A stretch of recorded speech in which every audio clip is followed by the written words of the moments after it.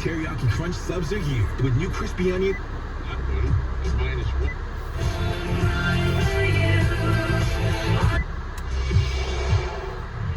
Internationally renowned scholar. In other words, he knows his stuff.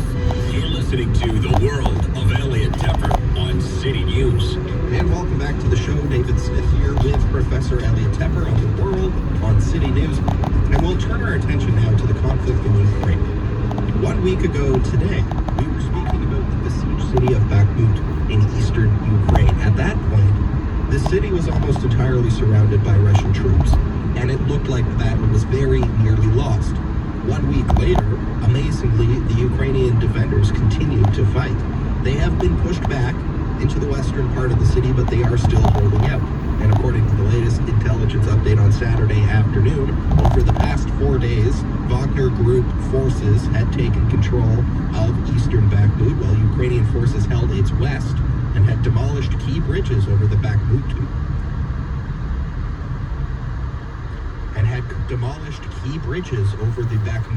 River, which now marks the front line. Just like in the early days of the war, Ukrainians continue to surprise us with their ability to repel Russian attacks. 1 week ago, a Russian victory seemed imminent in Bakhmut. Today, we're not so sure. This is just another example of the remarkable resilience of the Ukrainian defenders. So that's the latest on that key battle in the east. But to begin today's discussion on the war, I want to turn our attention to the west, to Moldova. Moldova, of course, is a country on Ukraine's western border, a former Soviet republic with a unique set of political conditions. Like in Ukraine, Moldova recently elected a president on a pro-Western platform, a promise to join the European Union, among other things. But it also has semi-autonomous or breakaway regions that are controlled by pro-Russian separatists and supported by Russia. One of these areas is called Transnistria. It's a strip of land actually on the border of Ukraine where Russian troops are garrisoned. And the State Ministry of Transnistria this week says there was a foiled attempt to assassinate the region's separatist leader. They say Ukraine was behind it. Of course, Ukrainian officials have dismissed this claim, saying it's Russian propaganda. So we'll start there, Professor. We've spoken many times on this program about how the war in Ukraine is likely to develop now that it has become more or less a stalemate between Russia and Ukrainian troops in Ukraine. Is it possible now that Moldova may become a new front, so to speak, in this conflict? Yes, we have reason to think it's part of the front because, as you pointed out, that strip of land border in Ukraine is under Russian occupation, and they do have troops there, so it is tactically already part of the war in that sense. But let's keep in mind what we're talking about here. The whole reason that the world has gathered around Ukraine, and the whole reason there's a war in Ukraine right now, is that Mr. Putin has imperial ambitions to change the geopolitics of Europe and therefore the world through this invasion of a peaceful neighboring state, that is Ukraine. So the reason we are pushing back on Mr. Putin is to see to it he cannot change the geopolitics of the entire country and therefore the world, the region around him. But if he succeeds, and this is where Moldova becomes very relevant, if he succeeds, then he indeed could push into Moldova and take it over because Moldova has applied to be a member of the EU and getting favorable look, but they're not members of NATO. And it will be very little effort if he succeeds, Mr. Putin succeeds in taking over Ukraine, to then move on to a non-NATO state, Moldova, and then move on up to consolidate his position in Belarus, which would be fairly simple for them. And then there's an enclave, a Russian enclave called Kaliningrad, that could be linked up with this geographically. And that in turn, this gets really the map for this, I'm afraid. But there's something called Suwalki Gap, or the pass, a mere 65 miles then would separate Kaliningrad from Russia. That could be taken by Russian troops in some kind of a sweep. That would cut off the Baltic states and put NATO at a grave disadvantage. There's a lot riding on what's going on in Moldova. Right, because to try and paint sure, again, for the listeners, we're talking about states that are around Ukraine, but not part of NATO, but they are all in line between Vladimir Putin and NATO, and they have significant strategic value in terms of Russia controlling the wider region. Now, on the topic of Moldova, Vladimir Putin, he expected to be able to take Ukraine quite easily, and he has been foiled and rather badly embarrassed by the Ukrainians, and simply because of their sheer resolve to defend their homeland. But Moldova is a very different state. It's very, very small compared to Ukraine. It is much more internally divided. If Putin wanted to take over Moldova while the fighting in Ukraine continues, and just make it a part of Russia, effectively annex it like they did the Crimean Peninsula, do you think he could do that? Would that be more or less simple for Russia to take that on? Would they even need a military intervention there, or could they do it just by absorbing the government and toppling the government with a coup? Russia is currently pretty well bogged down in their Putin's folly. Ukraine is the protector now of Western interests and NATO interests. We should point out a tiny thing about Moldova that I've heard much about. Moldova earlier on was talking about merging with their neighboring state, Romania. Romania is a member of NATO, and there's cultural affinities between Moldova and Romania. I've not heard any talk about that lately. But if there's a serious attempt by Russia to try to, for them would be opening up yet another front. There are other ways of dealing with it besides necessarily launching a major effort like Ukraine is doing. If Moldova became a member of NATO, I think it would be, for the moment anyway, hands off from Mr. Putin. That is very interesting. I had not actually heard about that. I haven't heard anything about that recently, but if Moldova were to merge with Romania, would they automatically become part of NATO? Is that how that would work? Yes, because if they no longer are Moldova, but kind of whatever name they come up with, or whatever their constitutional arrangements, but if they become basically part of Greater Romania, then yes, they would become part of NATO, presumably automatically if they are de facto Romania.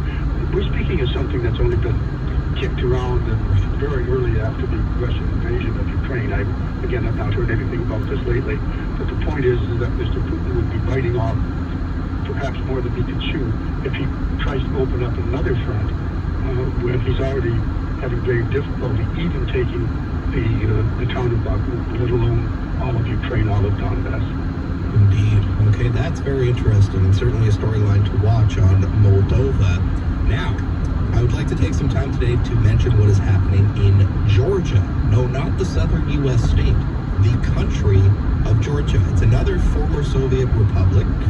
Georgia sits on the eastern side of the Black Sea, the other side from Ukraine, to the north of Armenia.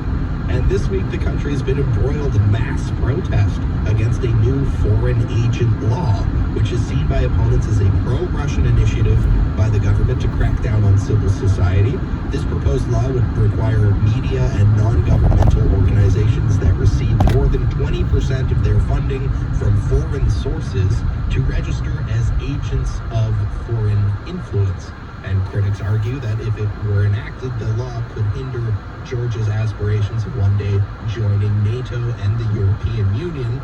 Opponents to the law, especially younger people born after the fall of the Soviet Union, saw this foreign agent law as bringing Georgian society more in line with Russian society, which is why they took to the streets to oppose it.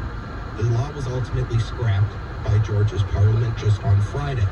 But this is a very interesting microcosm of the geopolitical consequences of Russia's invasion of Ukraine. I must ask you for your thoughts on this, Professor. Do you think this is an example, what's happening in Georgia, of Russia losing its ability to influence other states? Could the war in Ukraine be impacting the effectiveness of Russian soft power? I have to open up by saying that Georgia is not within my normal ambit, right. But it is simply not in Russia's ambit anymore either. It was a Soviet republic. Microcosm indeed. What we see, I think, happening now is civil society is pushing back against authoritarian trends within their own government, perhaps stimulated by an oligarch who has ties with Russia. The people in the streets, the young people in the streets are saying no Russian law here because they have seen what it has done inside Russia. Russia is now having hard power in hybrid war. You should remember that. I remember being on air at the time. In 2008, Russia had already invaded Georgia. What we had perhaps was a practice, a model setting, an emulation later in Ukraine of what they did in 2008 in Georgia, where they invaded two neighboring components of Georgia, right next to the Russian border, took them over, declared them to be Russian, part of Mother Russia. There was terrible ethnic cleansing as a result of that. Now Russia is once again perhaps helping stimulate inside Georgia pro-Russian sentiment in order to destabilize another country on its border, on its region, reaching out to become part of the West. And I think that's what's going on. Very interesting. And this has nothing to do with Ukraine. It's an ocean away. It's a region dominated by mountain ranges, and yet it is still within the sphere of Vladimir Putin's imperialistic ambitions. Fascinating. All right, we have to stop here. And when we come back, we'll take a few minutes to talk about a very special diplomatic visit happening here in Canada in just a couple of weeks. You don't want to miss that segment. That's coming up next. I'm David Smith here with Professor Elliot Tepper on The World, and The World on City News will continue after this short break.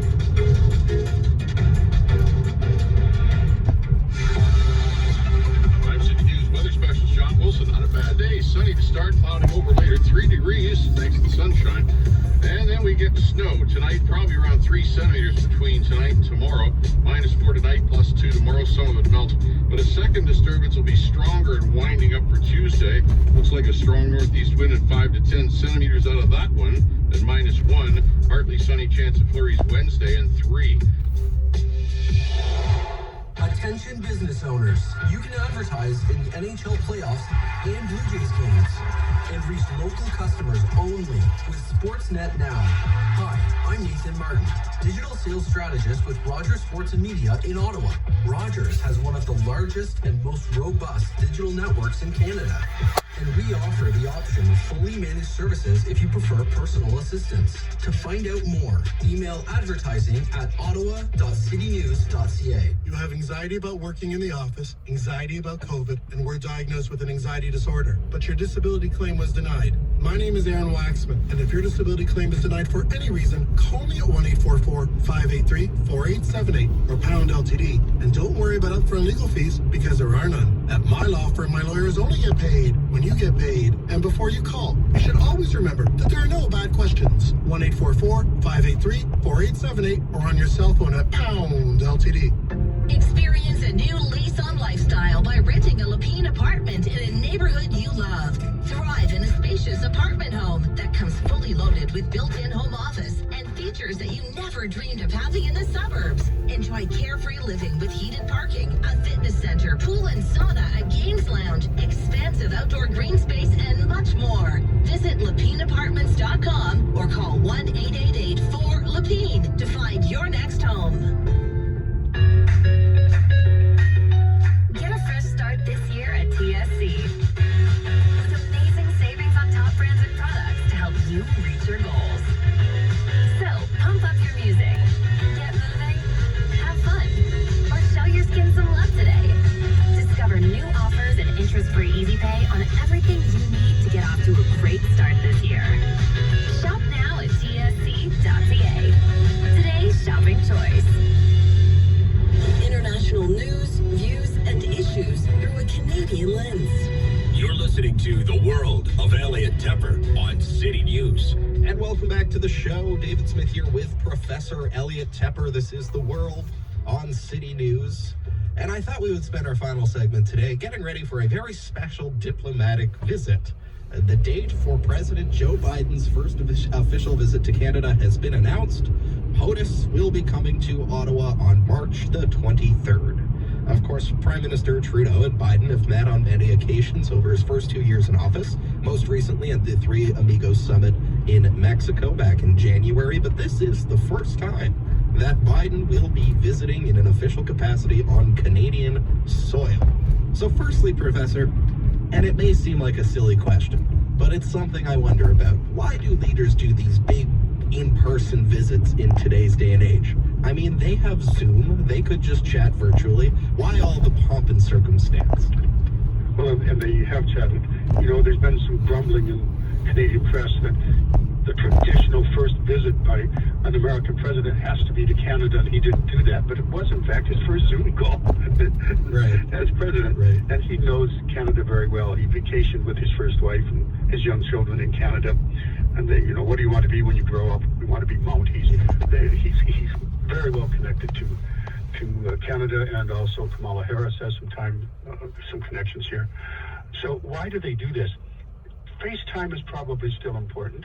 It does not bother me at all that it took him this long, as some members of the press have been grumbling, to get here. He had to save America at home and the world abroad. He had other things, and the two leaders keep meeting. They as you pointed out, they met at the Three Amigos, but they've met often, and they apparently chat on the phone from time to time. So I'm not concerned that this is his first visit. It's fascinating. He's taking 2 full days out of his busy life to come to Canada. So I think the fact that he's coming does demonstrate the degree to which Canada is an important component of how he sees both America and the nature of the world going forward, and Canada's potential role in both. Right. So it's important for good old-fashioned FaceTime, in-person meetings.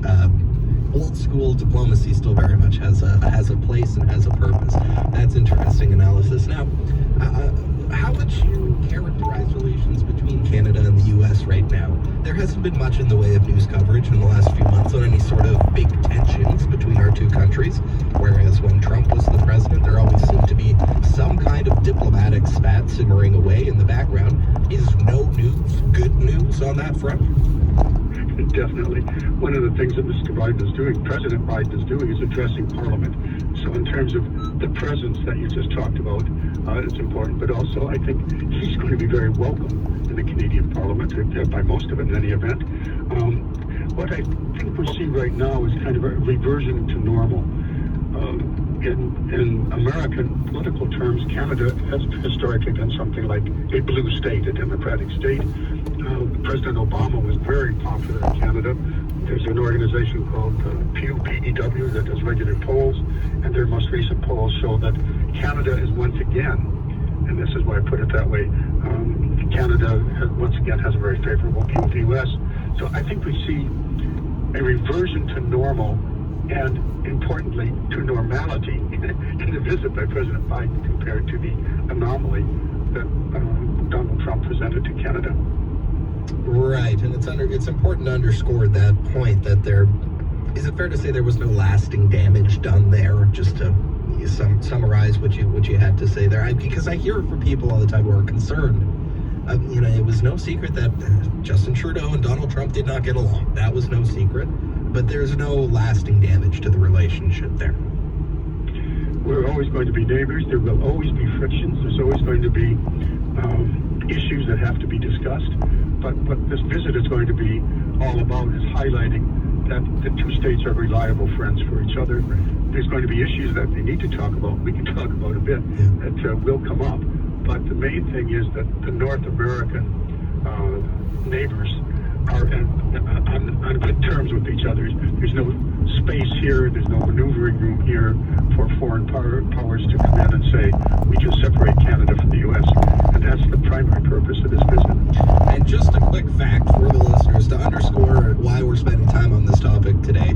Canada and the U.S. share one of the largest trading relationships in the world. And we just talked about earlier in the program about what's happening in China, how it is pulling back from its relations with the West, becoming more hostile. Canada and the United States share $1 trillion with a T, trillion, in bilateral trade goods and services on an annual basis. Canada is the largest U.S. trading partner when it comes to goods and services, so it is a vitally important relationship. And on that note, what are those issues on the horizon you think might be a challenge to the Canada-U.S. relationship that need addressing in the next few years? One that comes to mind for me right now is the Safe Third Country Agreement, just because that dominates a lot of political debate here in Canada on the immigration file at the moment. That's the agreement behind the Roxham Road irregular border crossing, the influx of asylum seekers. So that's a big issue politically here in Canada. Are there any other big ticket items that come to mind for you, Professor?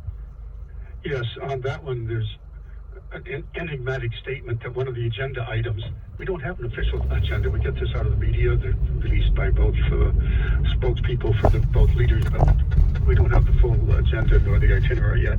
But what we do know is that there's talk about modernizing the safe third country rule. I was involved very much in immigration matters when that came through, and there was a lot of discontent in Canada that the U.S. was not a safe third country. So there's talk about modernizing that, and I don't know how that will be done, but keep an eye on it. Also, he's coming here as a wartime ally. High on the agenda is going to be modernizing NORAD. There's going to be money involved in that, big money, I think, involved in modernizing NORAD, protecting the homeland. We just had the Chinese balloon incident where it came over Canada. So there's going to be shared defense concerns that will be high on the agenda. And I think also high on the agenda is going to be critical minerals. Canada keeps saying we are a great repository of critical minerals, and that will be something to be talked about. What has been noticed is that, yes, we do have potentially